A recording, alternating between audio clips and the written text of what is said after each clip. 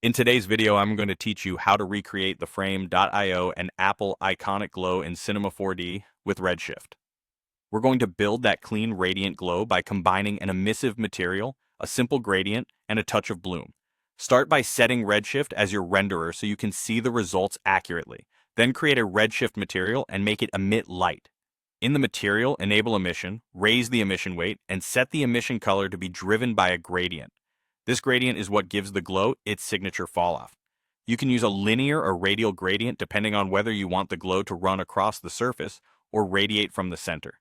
Pull the color handles closer together for a sharper hotspot, or spread them out for a softer transition. If you're after that modern, techie vibe, consider a bright core color fading into a darker tone rather than pure white. It tends to render more pleasantly and avoids harsh clipping.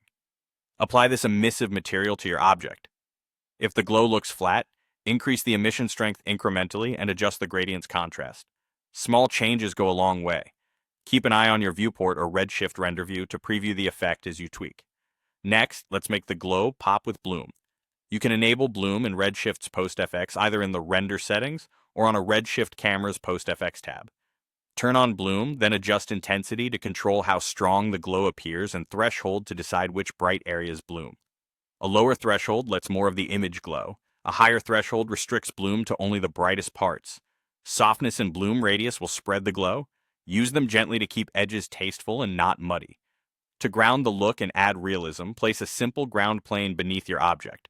Assign a reflective Redshift material to the plane. Lower roughness for a clean, glassy reflection, or raise it for a soft, diffused look.